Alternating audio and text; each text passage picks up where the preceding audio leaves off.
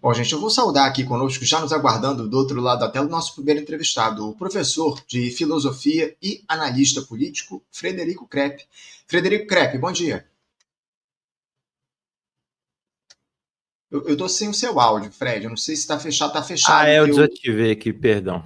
Agora tá funcionando. Bom dia, Anderson. Bom dia, pessoal que está assistindo a gente. É uma satisfação estar aqui de novo conversando com vocês, conversando agora sobre um tema bem próximo aí do nosso comentário aí, né, da nossa discussão. É a satisfação estar presente aqui de novo, né, no Faixa Livre. É sempre bom estar aqui conversando contigo, conversando com o pessoal.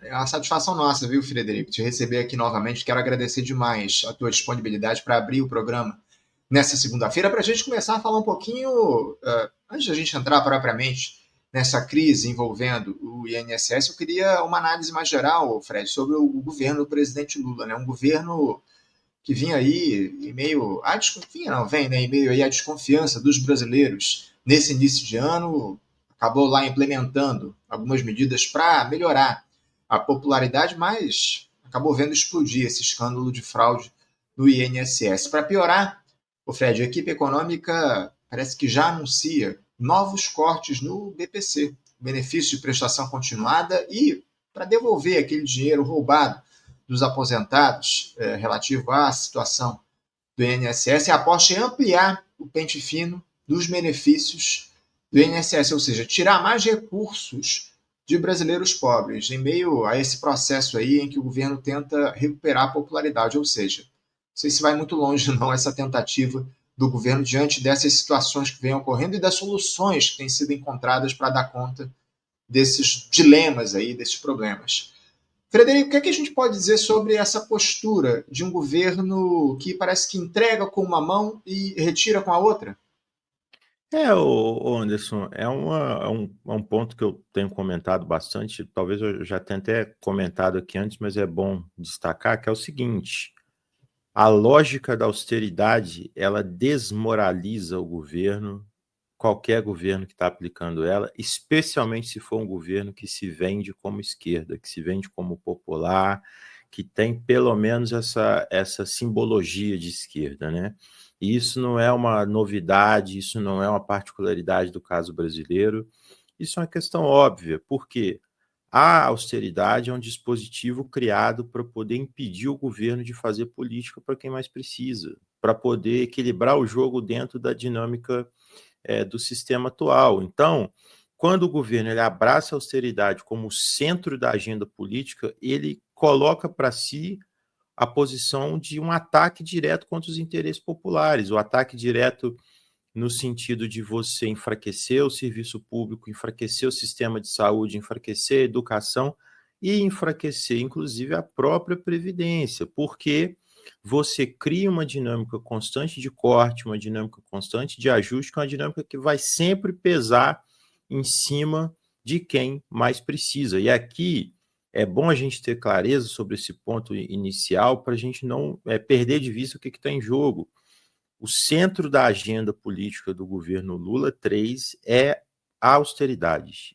E por que eu falo isso com bastante tranquilidade? Porque o centro da agenda e da política econômica do governo envolve o teto de gastos, né, o novo arcabouço fiscal, que basicamente limita a atuação do governo para fazer investimento público, para fazer ampliação do sistema de saúde, ampliação da educação.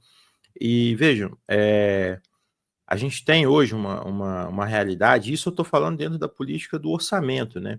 Dentro da estrutura teórica da política econômica que orienta o governo, a gente tem quase que um reforço, uma defesa dessa agenda de austeridade. Então, você pega, por exemplo, uma discussão que daqui a pouco vai estar muito mais forte, que é a questão dos pisos constitucionais. Existe até uma narrativa que eu fico vendo por parte dos apoiadores do governo de tentar mostrar os dados, não, porque o governo está aumentando o investimento em saúde, educação, e aí mostram dados, mas eles ignoram que esse aumento é um aumento dado pelos pisos constitucionais, ele é obrigado pelos pisos constitucionais. Então, se você pega, por exemplo, o orçamento para o ano que vem, as previsões, é uma previsão ancorada dentro do mínimo constitucional da saúde, da educação, que o próprio governo está querendo modificar. E aí, quando você tem esse tipo de política, você não consegue entregar para as pessoas, você não consegue entregar melhoria para as pessoas. E a situação que você cria é uma situação de desgaste, porque pega esse caso da Previdência agora. O que o governo tinha que fazer rápido? E olha que isso é algo que se o governo ele pode simplesmente se blindar, né? O núcleo do governo ele pode se blindar nesse escândalo, ele pode basicamente anunciar, ó, nós vamos pagar todo mundo que foi atacado, que foi afetado por esse escândalo, vamos ressarcir todo mundo e depois a gente vai cobrar e vai recompor do jeito que for. Mas eles não estão fazendo isso, porque isso impacta no orçamento, isso impacta na meta fiscal que eles colocaram, isso impacta na agenda que eles estão querendo passar, que é uma agenda de corte. Então, assim, um desgaste que inicialmente não deveria ser do governo pode recair no governo justamente porque o que orienta o governo é uma lógica de austeridade. É isso, acima de tudo, uma lógica de austeridade adotada por esse governo. Lamentavelmente, né, Alfred? A gente vem comentando isso ao longo dos últimos tempos aqui no programa, essa escolha feita pela equipe econômica comandada pelo Fernando Haddad, que obviamente não atua sozinho, né? Obviamente ele age a partir das ordens do presidente Lula. E muita gente tenta descolar a imagem do Haddad da imagem do Lula. Isso que é o mais impressionante nesse governo. Agora, o Fred, eu queria falar um pouco também sobre o que a gente teve lá no 1º de maio. Né? A gente teve, na última semana, um discurso do presidente Lula no 1º de maio, na verdade no dia 30, na véspera ele acabou fazendo seu discurso à noite na TV, em rede nacional, e pela primeira vez ele verbalizou a defesa dele pelo fim da escala 6x1. Não sei se você acompanhou lá o discurso do Lula no 30 de abril, onde ele falou um pouco sobre isso. Essa pauta talvez seja a única que tenha produzido o mínimo de mobilização por parte da esquerda nos últimos tempos, né, o Fred, para além desse discurso do sem anistia. Isso num cenário onde os atos pelo Dia do Trabalhador foram absolutamente esvaziados mais uma vez. Lamentavelmente, isso que a gente viu nos atos país afora, especialmente o ato de São Paulo. O Lula, depois de muito tempo, inclusive, nem participou das celebrações do Dia do Trabalhador.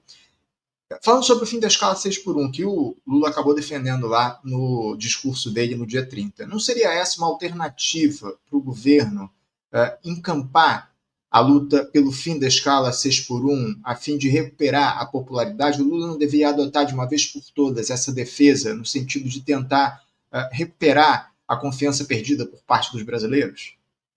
Não, essa é a pauta principal, assim, eu digo até que é um presente que o destino deu para o governo, né? Porque o governo, se ele quiser, ele abraça essa pauta imediatamente e ele faz essa pauta ser o centro da agenda pública no Brasil. Na minha opinião, se eu tivesse ali em posição de auxiliar, de estar no governo, eu transformaria isso na agenda central até o final do mandato.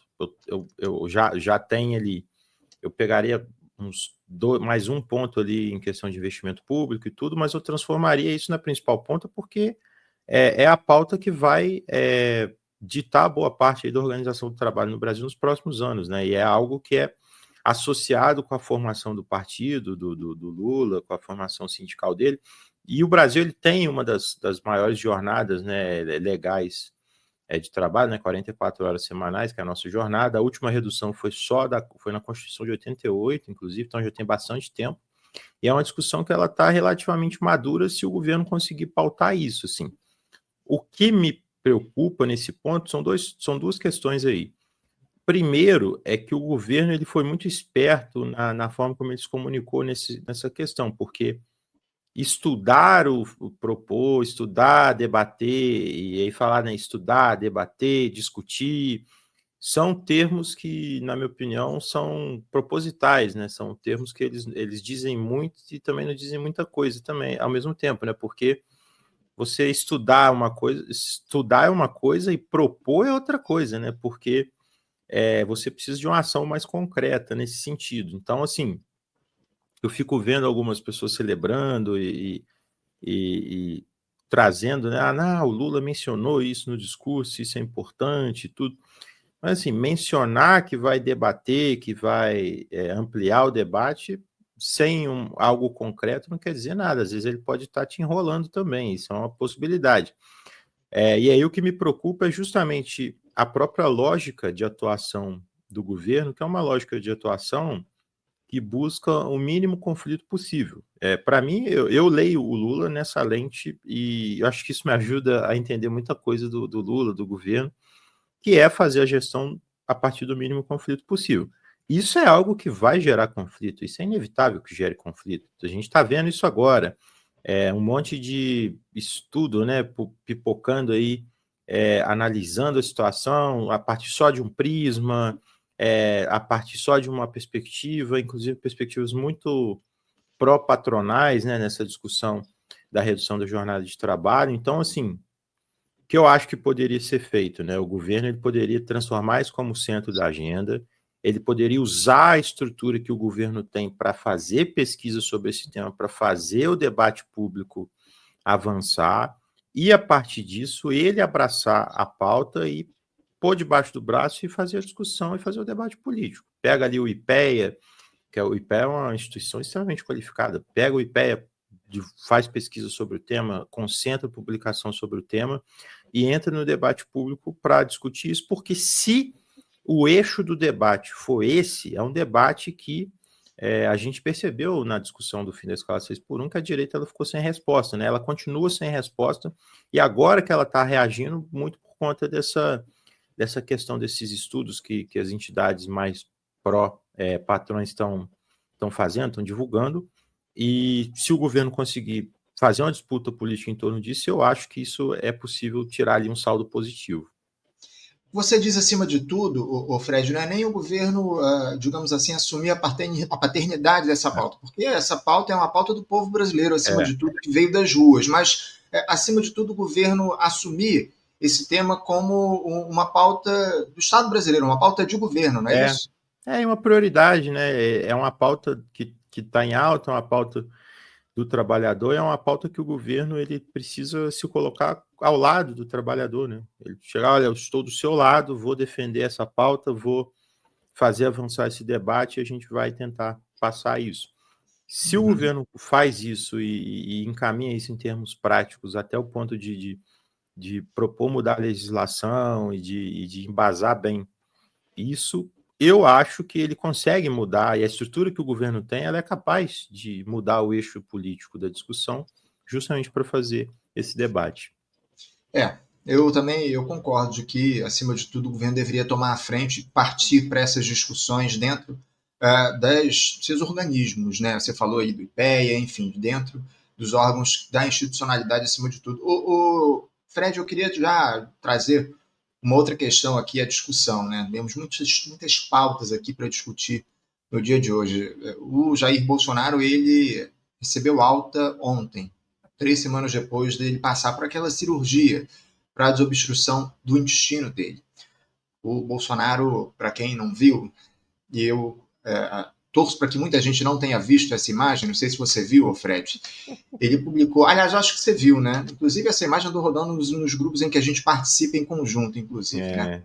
O Bolsonaro publicou nas redes sociais uma foto com o abdômen dele aberto, mostrando ali como é que estava a região antes da cirurgia pela qual ele passou 3 semanas atrás. Um negócio absolutamente horrível, enfim, desnecessário, mas que muita gente disse que essa iniciativa dele se deu no sentido de tentar reforçar, ou forçar, na verdade, a discussão sobre a anistia para si próprio, de que ele seria uma pessoa com problemas de saúde, enfim, aproveitar aquela prisão domiciliar que foi concedida ao ex-presidente Fernando Collor pelo Alexandre de Moraes na última semana. Eu queria começar essa nossa discussão com uma análise tua a respeito de como é que você analisou, como é que você interpretou, acima de tudo, essa postura do Jair Bolsonaro publicando aquela foto. Você acha que está relacionado com essa tentativa dele se vitimizar a fim de conseguir, eventualmente, no futuro, uma prisão domiciliar? Eu até acho que é um dos temas que eu vou tratar, inclusive, lá no canal nessa semana, porque o Bolsonaro ele sempre fez isso, né? Se você observar, ele sempre aproveitou essas possibilidades aí, né? Por exemplo, a questão da facada, eles fizeram uma novela em torno disso para ter um fim político ali, claramente, de humanizar o Bolsonaro, né? De pegar uma rejeição que na época era muito alta e essa rejeição ser diminuída para também criar essa aura em torno dele do enviado de Deus, do Messias, e estimular, né, e fortalecer o fanatismo da sua base, porque é esse fanatismo que sustenta ali o núcleo duro da militância dele, que ele é capaz de transferir voto, que ele é capaz de indicar apoio, de eleger deputado, eleger senador, eleger gente dele na ponta. E ele, primeiro, acho que o primeiro objetivo é esse, né? É fortalecer essa imagem do fraco, do cara que está sendo atacado, do cara criar, né, essa imagem de vítima, vamos dizer assim. E claramente, com certeza, tem a ver com essa discussão de anistia também, porque ele se colocando nessa posição de frágil, ele fortalece muito uma dinâmica que ele mesmo se usou muito, até dentro do governo, né, dele ser perseguido pelo sistema e tudo, e aí ele acaba fortalecendo essa imagem para poder se colocar ali ao lado dos fracos, ao lado de quem é pequeno, e usando as redes sociais para isso, né? É uma pena que essa imagem seja marcante, né, vamos dizer assim, porque foi triste. Ainda bem que no mesmo dia teve o show da Lady Gaga aí, que acabou tirando um pouco isso do holofote, porque ia ser triste lembrar disso por muito tempo.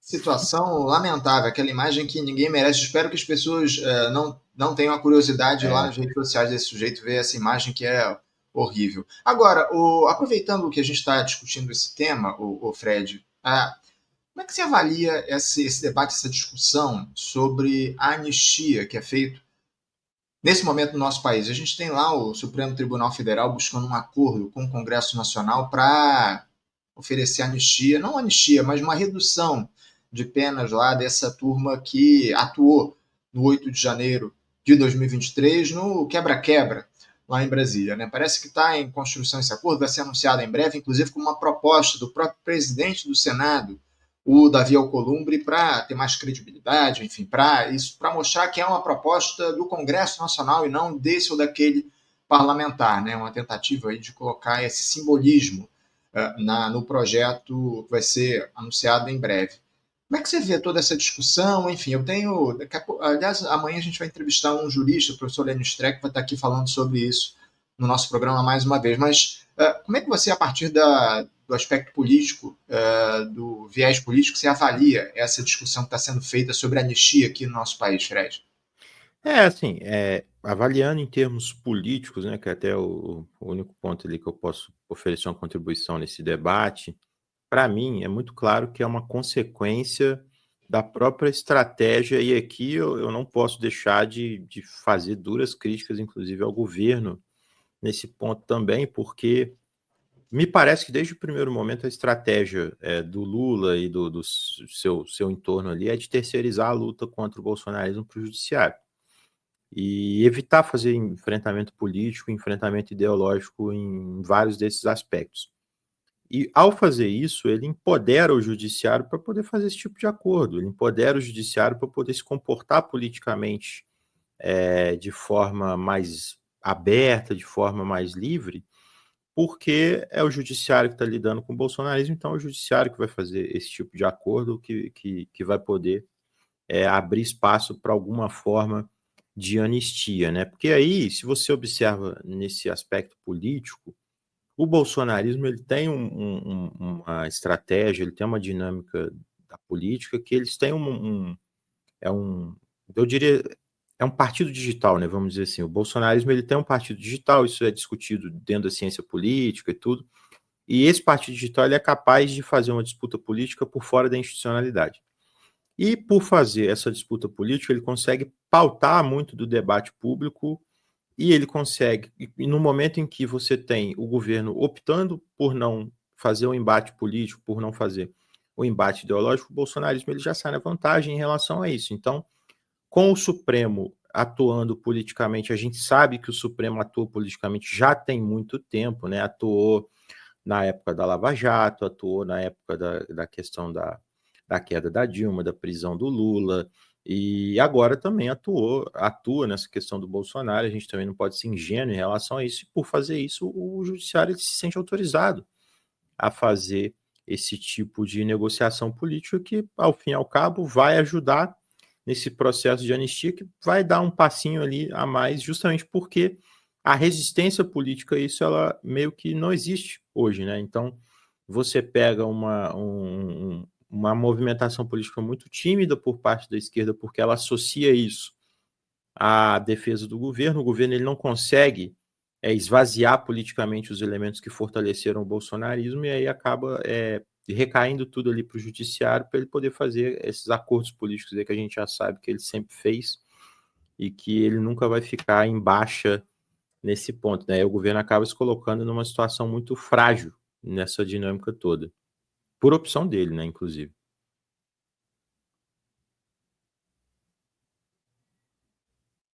E o seu áudio agora o seu tá mutado.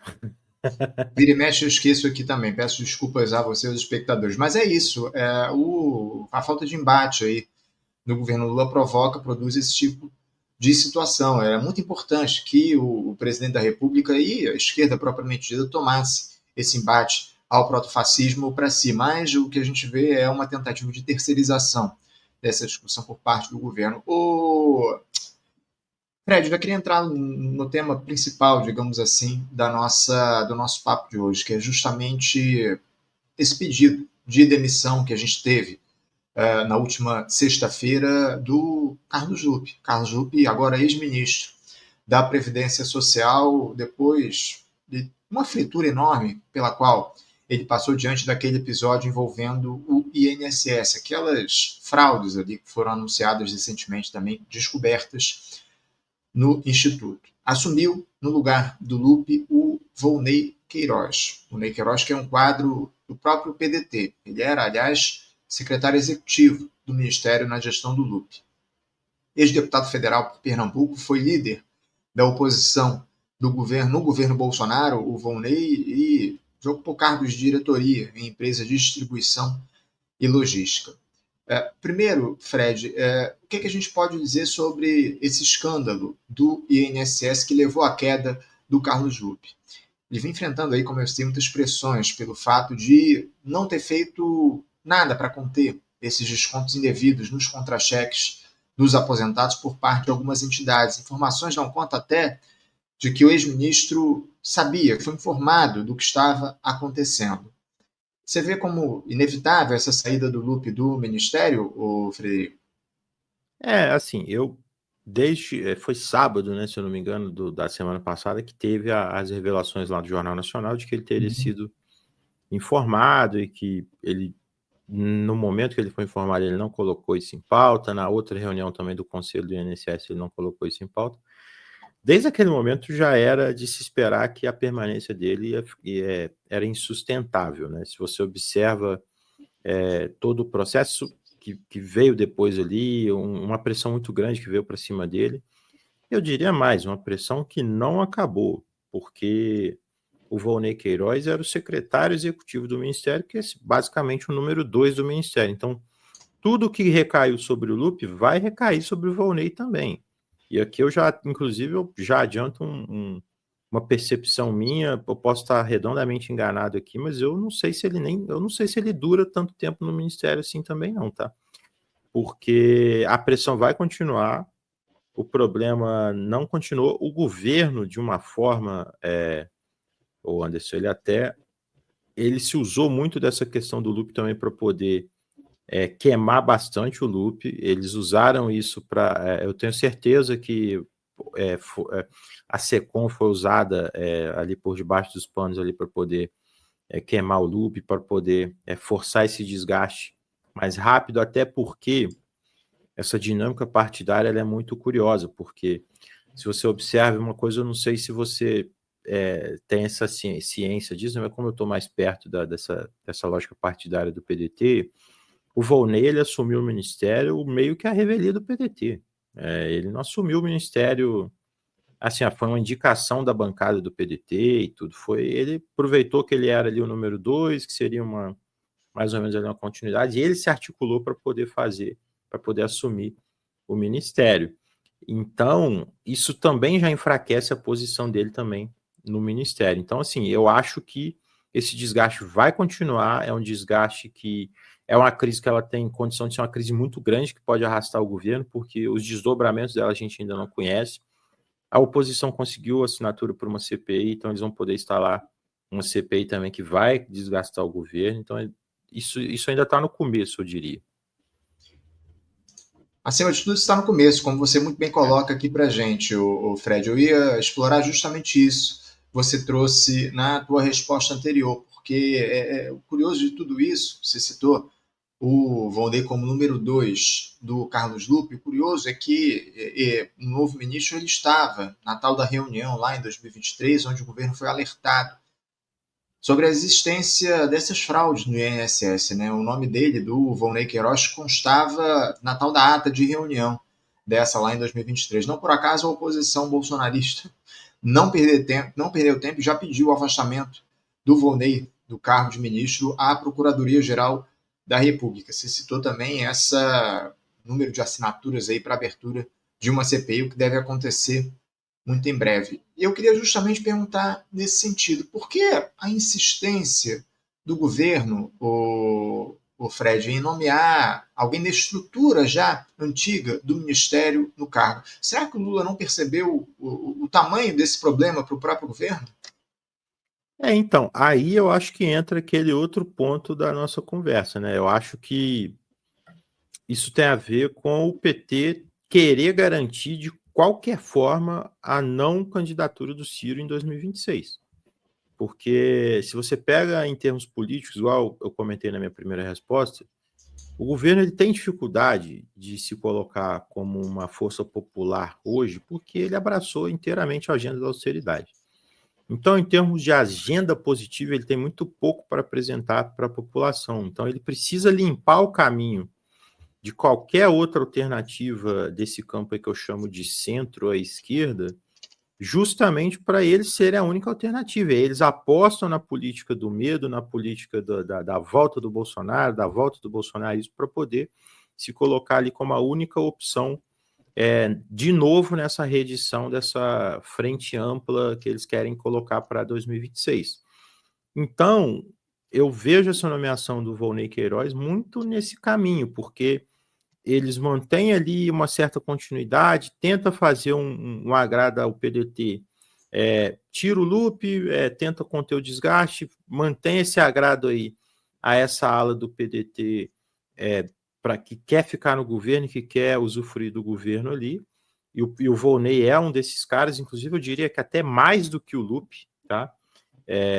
Nesse sentido, inclusive, que pode gerar algum desgaste, mas é uma tentativa de forçar justamente a não, que o PDT não lance o Ciro, ou que não lance a candidatura do Ciro, para poder garantir ali um terreno mais ou menos limpo ali para 2026. É isso que eu tento enxergar nesse ponto, embora eu acho também que não vai adiantar muito, até porque o Ciro não necessariamente ele precisa ser candidato pelo PDT e o próprio desgaste que o Volney vai ter nessas semanas aí vai ditar muito da permanência dele ou não no cargo, né? Aí o governo vai ter que decidir se mantém ele mesmo com desgaste ou se tira ele ajudando a viabilizar um pouco mais uma candidatura do Ciro para 2026. É isso. É isso, acima de tudo, o que a gente vê nesse episódio. Eu tenho pleno acordo de que o governo, acima de tudo, tenta inviabilizar a possibilidade do Ciro se tornar um candidato que tenha chances ali de disputar com Lula a reeleição. Ele, inclusive, mostrou uma enorme contrariedade. O próprio Ciro Gomes, com a ida do Volney para o posto de ministro no lugar do Carlos Lupe. Em resposta à publicação oficial, inclusive feita pelo partido celebrando a indicação do Volney Queiroz, o Ciro escreveu o seguinte, abre aspas, estou muito envergonhado, isso é uma indignidade inexplicável, fecha aspas, exclamou aí o Ciro Gomes. Uma parte do partido, Fred, defende que a exoneração do Lupe seja utilizada como justificativa justamente para esse rompimento definitivo com o governo federal. Outra ala mais pragmática avalia que o partido deve continuar na base de apoio do Lula. O que a gente pode falar sobre essa disputa dentro do PDT, o Fred? Está muito claro que o Ciro vai tentar se colocar como uma alternativa ao Lula pela centro-esquerda, digamos assim. Quem deve sair ganhando nessa disputa diante da saída do Carlos Lupe, da indicação do Volney Queiroz e outra, caso o próprio Volney Queiroz ele venha a ser afastado aí por conta da pressão que ele está sofrendo já, mal iniciou o trabalho dele, já sofre uma enorme pressão para deixar o posto. Será que o governo Lula vai insistir em quadros do PDT? Primeiro, essa questão da disputa, da queda de braços que há dentro do partido. Dessa queda de braços, quem é que deve sair ganhando? O Ciro ou a ala governista do partido? Não, então, essa é uma questão até muito interessante de debater, porque, inclusive, é um ponto que quem me acompanha, assim, eu já falei muitas vezes sobre isso, e quem vai vir com um coração meio esperançoso aí do que eu vou falar nesse ponto vai acabar se decepcionando um pouco, assim. O Ciro, ele tem um problema muito sério de construção partidária, que o Ciro, ele tem muita dificuldade em fazer esse processo de construção partidária. Então, se você observa o Ciro, a trajetória partidária do Ciro é uma trajetória muito marcada por isso. Então, ele muitas vezes ele acaba ficando ali uma voz solitária dentro dos partidos que ele participa, justamente por conta dele não conseguir interferir nos rumos do partido que ele está. Isso aconteceu, assim, basicamente com todos os partidos, né? O Ciro, ele fundou o PSDB lá em 89, em 88, e aí depois dessa fundação do PSDB, o PSDB dá essa guinada dá essa guinada à direita, envia ali ao neoliberalismo no FHC, e o Ciro fica falando sozinho e sai. Aí ele vai para o PPS ali, que no momento é uma força de centro-esquerda, e o PPS também ali, depois do governo Lula, do primeiro mandato do Lula, ele vai para a oposição junto com o PSDB, o Ciro fica falando sozinho. É a mesma coisa com o PSB. E com o PDT também meio que está acontecendo isso. Só que dentro do PDT existem algumas figuras que sim compartilham uma visão mais próxima do Ciro da avaliação política.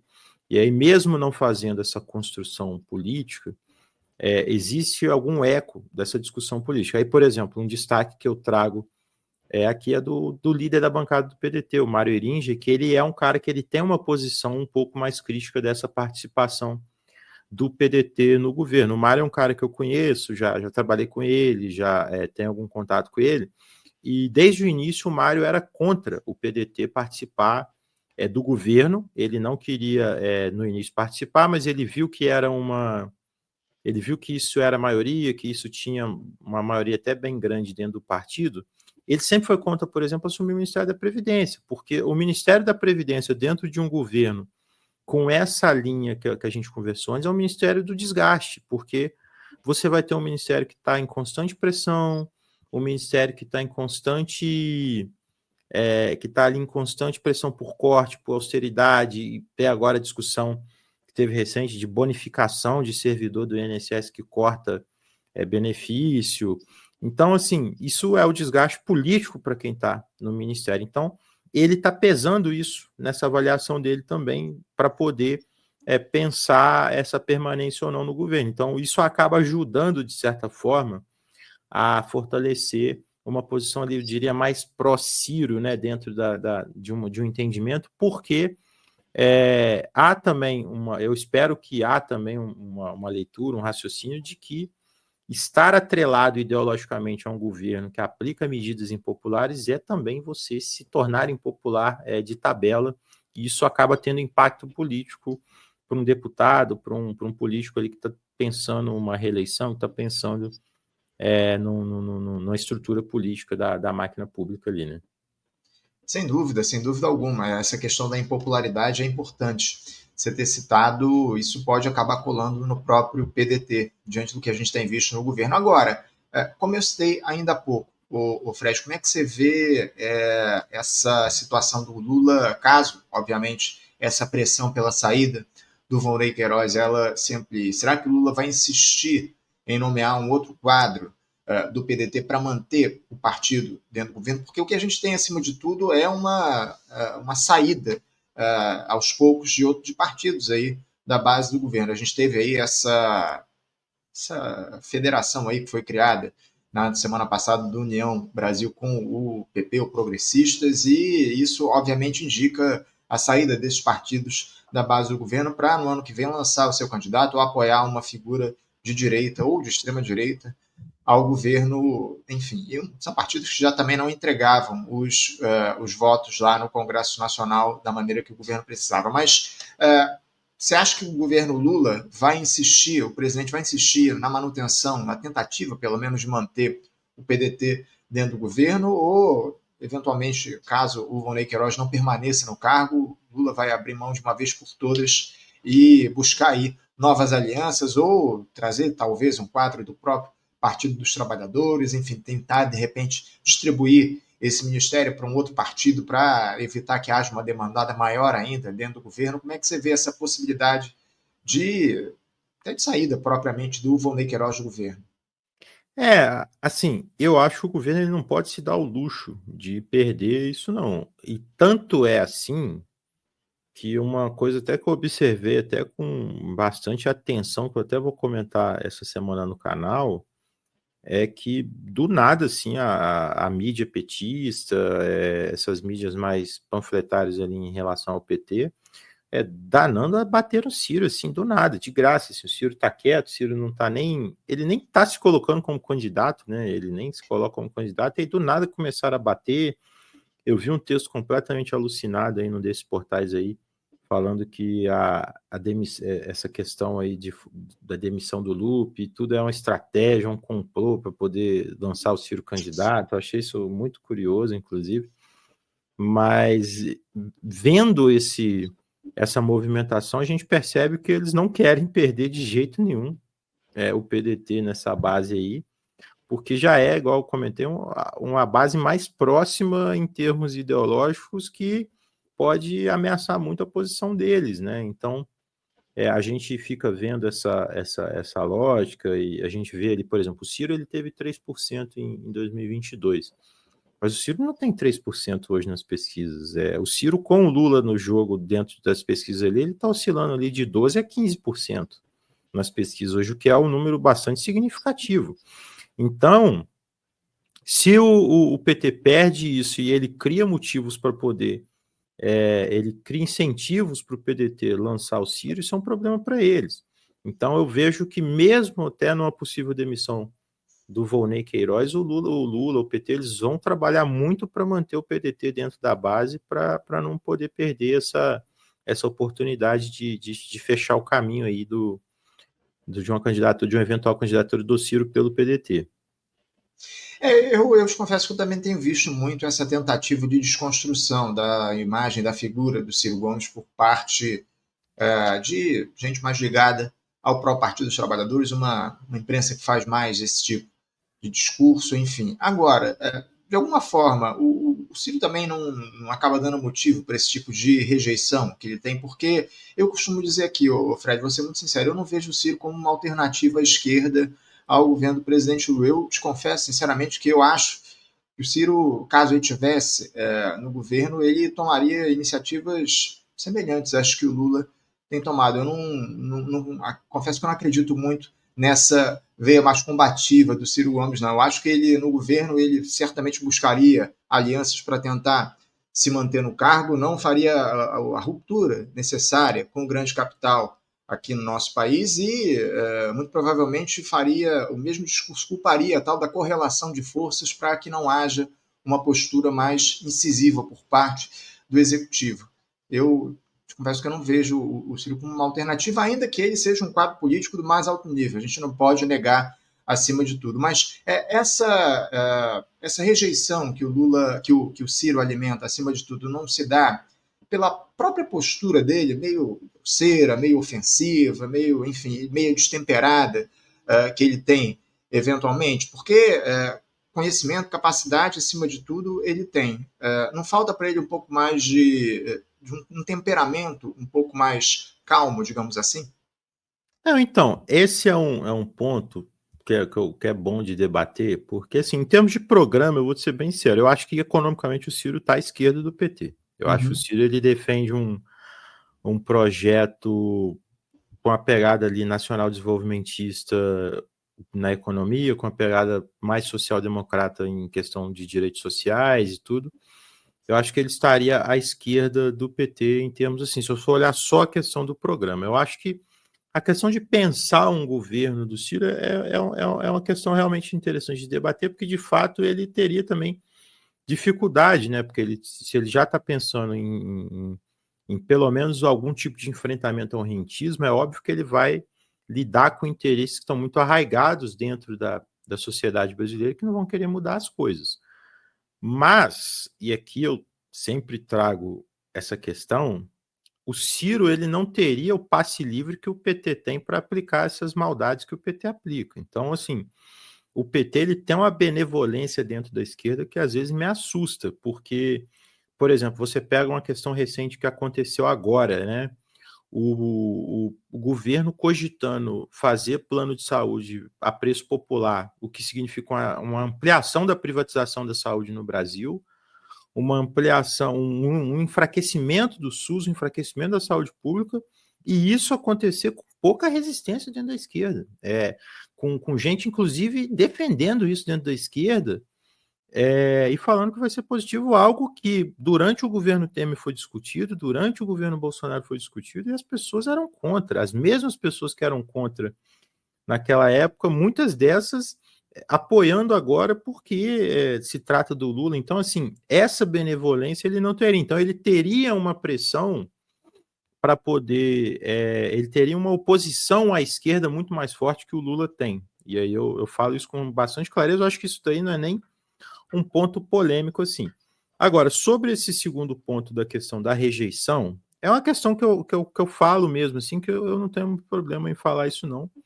Inclusive, alguns amigos mais hardcore ali de ciristas, eles não gostam dessa minha fala, porque tem dois pontos aí que é o seguinte: o primeiro, o Ciro ele tem um problema de construção de máquina política que ele não tem uma máquina política. Então, você pega o caso do PT, por exemplo. Quando o PT precisa bater e desconstruir alguém, quem faz isso é a mídia petista.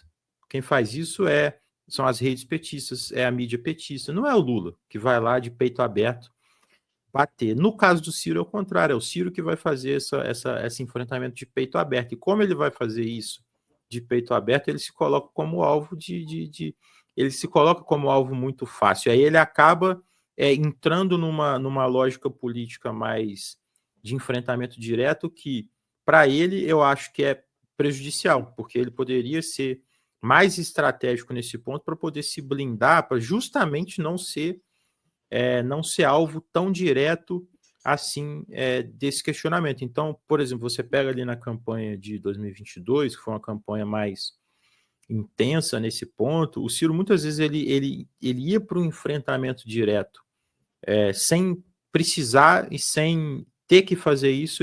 Eu acho que ele poderia ter adotado uma postura mais defensiva naquele momento e ter terceirizado certos ataques para poder se blindar melhor. Mas aí tem um outro ponto também nessa questão, só para eu encerrar, que é o seguinte: a gente também não pode ter a ilusão de que o Ciro é o responsável pelos ataques que ele sofre. Ele sofre esse tipo de ataque porque ele se apresenta como alternativa ao PT. É simples. Isso não é um. Eu acho que hoje a gente já tem muita clareza em relação a isso. Pega, só colocar isso agora, o que está acontecendo. O Ciro está quieto, gente. O Ciro está em casa lá, estava vendo o show do Gilberto Gil semana passada. O Ciro está na dele, ele não tá ativo nas redes, ele não está ativo em termos de campanha eleitoral, em termos de pré-campanha.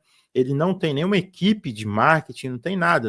Se você comparar a atuação do Ciro em 2021 e comparar agora em 2025, em 2021 o Ciro estava ali produzindo vídeo todo dia, estava trabalhando junto ali com o João Santana. Hoje ele não está fazendo nada disso. E ele continua sendo atacado, mesmo sem falar nada.